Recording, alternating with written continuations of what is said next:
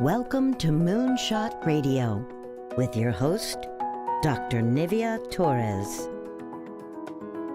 Greetings and welcome to Moonshot Radio, where every moment is an opportunity to learn. I'm your host, Nivea Torres, Executive Director of the Kindergarten Readiness Collaborative, also known as KRC. Our vision is that all children in Indian River County will be ready for kindergarten.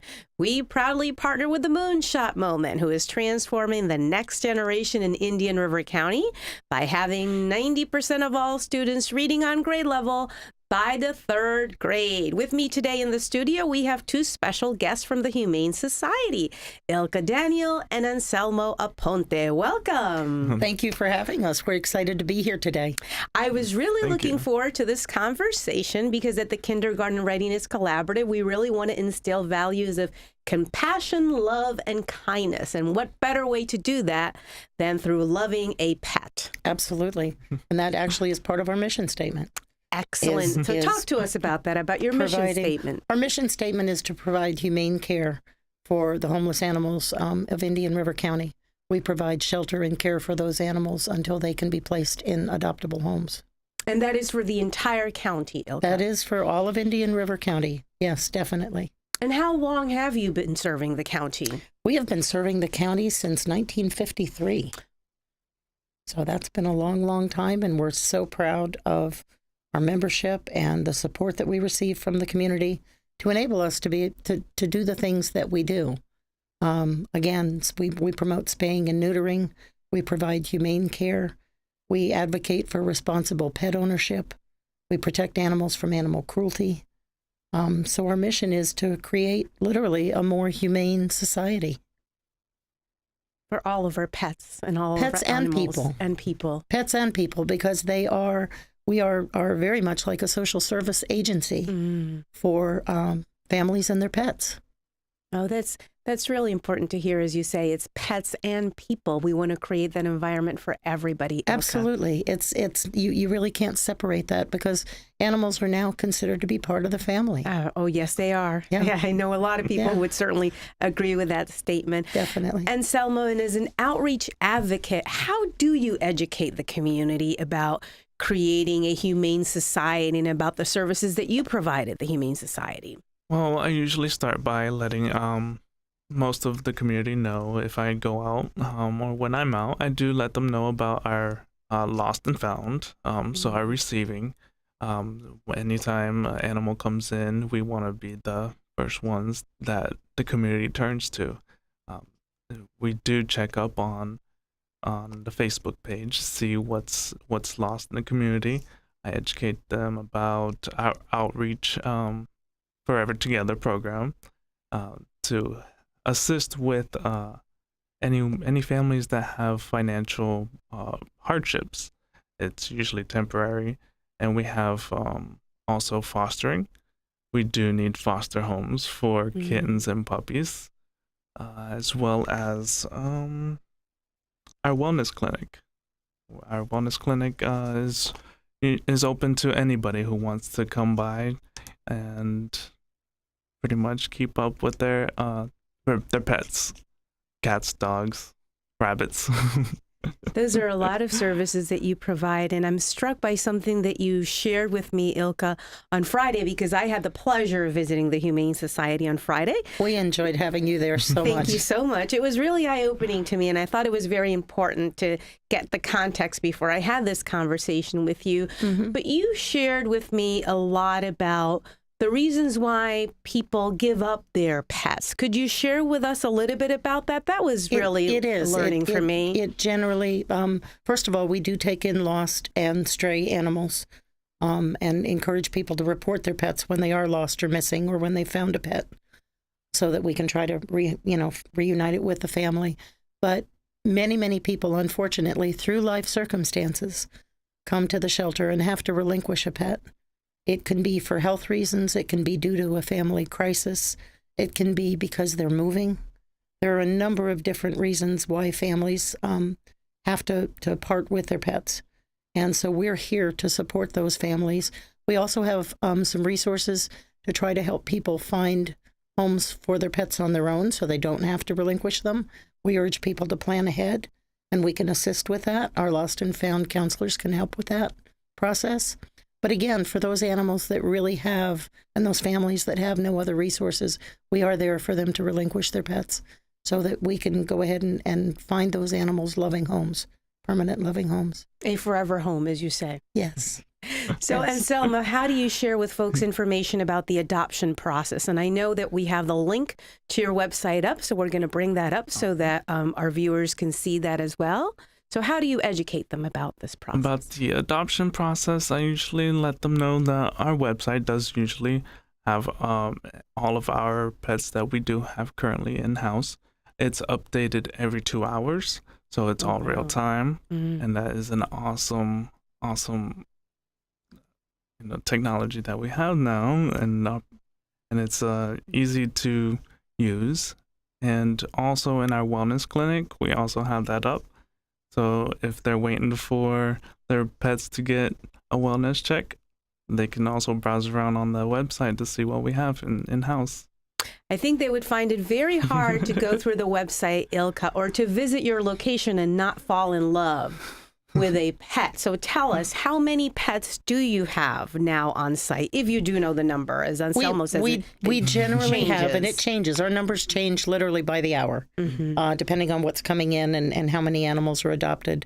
And we're very thankful to the community for coming to us for adoptions and for adopting a pet rather than shopping for a pet. But generally, we have somewhere between 30 and 40 cats. Okay. And then the numbers of dogs, again, range from 20 to 30. But as Anselmo mentioned, you can actually see their faces on our website. We also take in all kinds of animals.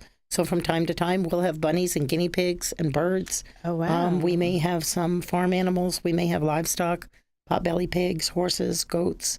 It just really all depends on what comes into the shelter. We also It's a wide variety. It's a very wide variety. It is. We also do have on-site adoption at Seacoast Bank off of 60. We have kittens there or cats. They help us adopt them out, and usually a week, maybe we have maybe 2 or 3 adoptions in a week at Seacoast, and also at Pet Supermarket off of Miracle Mile. They also adopt our cats from there. So if I go to Pet Supermarket or to Seacoast Bank, I can actually adopt a pet there. Are they on site there? On-site adoption. Okay. So for our viewers and our listeners, those are also 2 additional options that you have in the county. Yep. That is excellent. Now, tell me a little bit about Dolly's Dream. How is this different from your regular adoption process? Dolly's Dream is sponsored by the Levitts Foundation, the Family Foundation, and it's to promote square-headed dogs. It's an awareness campaign that each animal is an individual. Each animal has its own personality. And Dolly's Dream actually sponsors the adoption, and it's a comprehensive package where the animal is, the adoption fee is covered, their heartworm medication is covered, behavioral training is covered if they need behavioral training for the pet. But it's to highlight the fact that these block-headed dogs make awesome family pets. They all have their own personalities, their own likes and dislikes, just like people do. And we try very, very hard to promote those breeds because, again, people don't realize that they are just like every other dog. They all have their own personality, regardless of what breed they are. And they have a lot of love to give. They have a tremendous amount of love to give, and they're very, very dedicated to their owners. So thanks to the Levitts Foundation, we're able to promote the Dolly's Dream dogs. So we generally feature 1 or 2 dogs in that program that they sponsor. And what are they commonly known? Because you're talking about them. We just want to make clear for our listeners and our viewers, when you talk about breeds, what breeds are you referring to? Well, and that's the misnomer. Because it's a misnomer. So let's clarify that for folks. So many people will look at a dog and say automatically, oh, it's this breed or it's that breed. It's a pit bull. Well, strangely enough, through DNA testing that we now have available for pretty much all animals, we have found that even though a dog may look like a certain breed, it may not have any of those specific genetics in their DNA. So again, it can range from pit bulls to boxers to hounds to some of the bully breeds, the little bulldogs and those breeds. So it can be a mixture. And we actually several years ago did a DNA test and had our staff participate in a contest to identify what breeds of dogs that specific dog was. Strangely enough, it wasn't any of the breeds that the staff had chosen, and it turned out that the dog really didn't have any of the bully breed DNAs. So that's what, again, the Dolly's Dream Dogs is to promote the fact that not all block-headed dogs are what they appear to be. Oh, that's excellent. Thank you for sharing that. And it's important that we clarify any misnomer, misinformation, and we make sure we get accurate information to our listeners. And again, every dog is an individual, and we look at more of what a family needs. We have tremendous adoption counselors when you visit the shelter. You're able to sit down with the adoption counselors, tell them what it is you're looking for, and then they will suggest dogs that have those personalities and those traits so that we can make a good match. Because again, our goal is to place those animals in permanent homes. What is it exactly that the family is looking for, right, Anselmo? Because one of the things I saw on Friday was that you had sort of an adjacent room where there was a family who was connecting with their pet. So I'm understanding that there was a bonding time before they actually take the pet home, correct? That happens. There is. And then if they have pets at home, we encourage those pets to come in. So if you have a kitty and you're taking a dog, bring the kitty in so that they can sort of bond. We can do that, or we can test the dog with some of the kitties that we have at the shelter. Okay. But specifically, if you have a dog, you want them to meet and be friends so that you know you've got a compatible household, so that they get along and bond to one another. So it's a tremendous resource that we offer for families, because a lot of times they'll feel like, oh my gosh, what if I get this dog home and my dog doesn't like it? Yes, and there's no bonding. Then I have a problem, right, Anselmo? We do ask anybody who is going to surrender their pets if, they go through evaluation process. So if they've been around cats or other dogs, or if they're, friendly to each other pretty much. And that's a part of our evaluation. And then through the adoption process, our adoption counselors know, yes, this would be a good match for you, or no, we recommend another one. So it's a very good opportunity to play matchmaker, pretty much. Pretty much. That's a good way. That's certainly a good way to put it. Yeah. We're going to take a break to hear from our sponsors, and we will be right back. Welcome to Moonshot Radio with your At the host, Kindergarten Readiness Collaborative, our vision is for every parent, regardless of income or zip code, to have the knowledge and tools they need to raise healthy children that are prepared for kindergarten. Our mission is to support our partners in developing a high-quality early childhood system that is family-centered. Our outreach and parent engagement specialists connect with families and build trusted relationships. KRC has chosen Fellsmere and Gifford as our two focus areas in Indian River County. Our Fellsmere office is located downtown in the City Annex, and our New Gifford office is located within Victory Park Apartments. Our administrative offices are now located adjacent to Healthy Start and Treasure Coast Community Health in Vero Beach. The Kindergarten Readiness Collaborative, developing a high-quality early childhood system for all children in Indian River County. Residents of Indian River County, join the Solid Waste Disposal District and Waste Management for our residential electronics and household hazardous waste recycling event. This Saturday, from 9 a.m. to noon, we will be in the North County Pool parking lot off of County Road 512, collecting old electronics, chemical cleaners, oil filters, and more. There is no charge, and all materials will be safely recycled. Enjoy free giveaways and a chance to win a laptop. Visit us at ircrecycles.com. Indian River County, roll with us, recycle. The Port St. Lucie High School Drama Department celebrates 30 years with the classic Disney Broadway musical Beauty and the Beast, featuring a cast of 57 performers and a live orchestra. Showtimes are January 24th through February 3rd, with matinee and evening performances available at the Port St. Lucie High School Auditorium. Tickets are only $18, so be our guest at Port St. Lucie High School's Disney's Beauty and the Beast. Learn more at pslhsdrama.com. We're back to Moonshot Radio, where every moment is an opportunity to learn. I'm your host, Nivea Torres, Executive Director of KRC. And I have two friends with me today from the Humane Society, Ilka Daniel and Anselmo Aponte. Thank you so much. Right before the break, we were talking about the adoption process, and we're encouraging everybody to visit your website. Ilka, now I want you to talk to us a little bit about your role as Director of Animal Protective Services. What does that role entail? What the role entails is we do receive calls from the public when they have a concern about an animal's welfare. And what we will do is we will go out and do a welfare check. They can call in anonymously. It does help if we can get as much information as possible about the length of time that they've seen the circumstances and what their concerns are. But then we're able to go out and I would say about 99% of the time, it's an education process where we may talk to a pet owner about what can be done to improve that animal's well-being, and to also bring them in compliance if there are some laws that are not being followed. But our goal is to keep the pets in the home.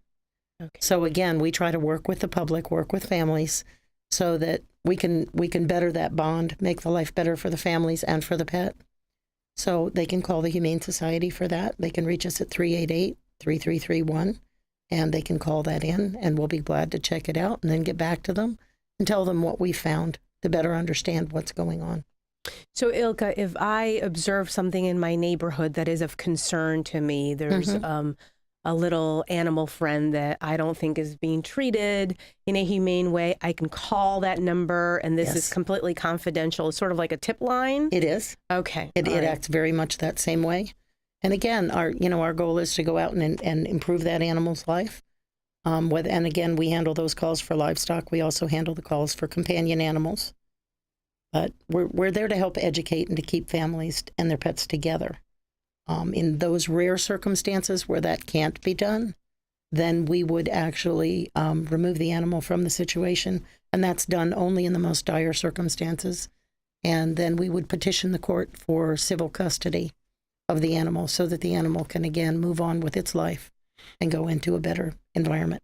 I was just going to ask you about that, about your authority to remove the animal from that location. You'd have to go through the court system to petition. We do. We would petition the court for ownership. We work very closely with all the local law enforcement agencies and with both Indian River County Animal Control and the City of Vero Beach Animal Control. But again, our goal is to not break the bond if at all possible. And so if we can do that, we'll assist with, it may be Anselmo's program, the Forever Together program, where the family's having a rough time. They may need some help with pet food or supplies, and we can guide them to agencies in the community that are supplying those services. So we're there to help. And if we can make the pet's life better, then we will. And unfortunately, if we can't, then we do have to advocate for that animal. Folks, the Humane Society is really here to help. If you need information, if you need assistance, just call, just reach out. Like you say, your goal is really to leave the family intact, leave the family as much whole as possible. Yes. We really don't want to create and we want to be a resource. Of course. We want to be the community resource where if people are having a hard time, not to be afraid to call us, because we are there to help. Well, thank you so much for sharing that. That's certainly a very important role that you play in the community, Ilka. Well, thank you. Selma, let's talk a little bit about the wellness clinic. What is the wellness clinic, and how often does it take place if it goes around town? Well, we have our own wellness clinic there at the shelter. Okay. So it's in between our adoption kennel or adoption lobby and the receiving lobby. So it's right in the middle of as soon as you drive up, that's where our main wellness clinic is. We do have a mobile wellness clinic where we do go to Fellsmere once a month, the first Saturday of the month, between 9 a.m. to 11 a.m.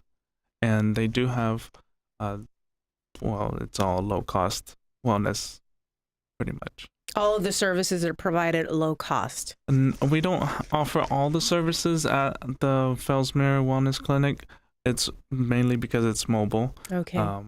We do offer pretty much the regular vaccines, rabies vaccines, Bordetella, heartworm check, and that's pretty much the basics. A brief visit is what we usually call it. But the wellness clinic is mobile only to Fellsmere. That's where they're on site once a month, right? For right now, yes. Okay. We are trying to get down into South County and into Gifford area, but right now we are definitely in Fellsmere once a month. So if you're in Fellsmere and you're listening to us and you have a pet, make sure that you visit the wellness clinic once a month. Yes. And there's first Saturday of the month. First Saturday of the month. Yes. Excellent. Ilka, you were talking earlier during the break about microchipping your dog. Yes. Because and I'm struck by this because Anselmo talked about the lost and found. So could you share with us a little bit about that? Our Humane Society receives between 3,000 and 4,000 animals annually that come through our doors. Many of these animals come in as found stray pets. We know that they've been owned at some point in time. We know that someone's possibly looking for them. Unfortunately, they can't talk to us, and they have no identification. And the key to getting your pet back home to you is to have identification on your pet. And we always urge that they use multiple types. The Humane Society offers free pet ID tags. It's a tag that you can come to any of our events and receive, or you can come directly to the shelter, and it's issued in your name with your contact information. If your pet comes into the shelter wearing that tag, we know exactly who to call. We run that number through our data system. We have a phone number and an owner's name attached to it. We can give you a call and say, hey, guess what? We found Fluffy. So, and that's our goal, to do that. The microchipping also is implanted. You can go to your vet's office or to our wellness clinic, and it's just like receiving a shot. It's a tiny little grain of rice that has a barcode. And again, every animal that comes into our shelter is scanned. So we can scan that animal, have all your information, and regardless of where you are, you may be on vacation, you may be visiting a relative somewhere, we can call your phone number and say, we found your pet, and get that animal back to you in the quickest time possible. So please, if the community would do that on their cats, on their dogs, it would help us get those animals back home as soon as possible. In a safe way. Yes. Yes. And you mentioned that's sometimes the challenge, that, you find pets and there's no way to identify who the owner is. Where does this pet live? And it's frustrating when you know that an animal is owned. And things happen. Accidents happen, car accidents. You may have fire rescue or someone come to your home and inadvertently leave a door or a gate open. A yard man or something would leave a gate open and the pet escapes and you're at work and you don't know it. So again, if a concerned citizen brings the animal in, we can get that pet back to you. That's excellent. Yeah. I want to thank you, Anselmo and Ilka, for being here and sharing this important information about the Humane Society. Could you repeat your number once again before we sign off, your phone number? It is 772-388-3331. And we want to encourage all of our listeners and viewers to visit the Humane Society's website and to visit the Facebook page. I would like to dedicate this show to a very special person who is an advocate for animal rights. It's my sister Wanda, who has two loving pets, Onyx and Safiro, and to all of the families out there with loving pets or those who are looking for pets this year, please adopt instead of shop. And until next time, this has been Moonshot Radio, where every moment is an opportunity to learn. Thank you so much. Thank you.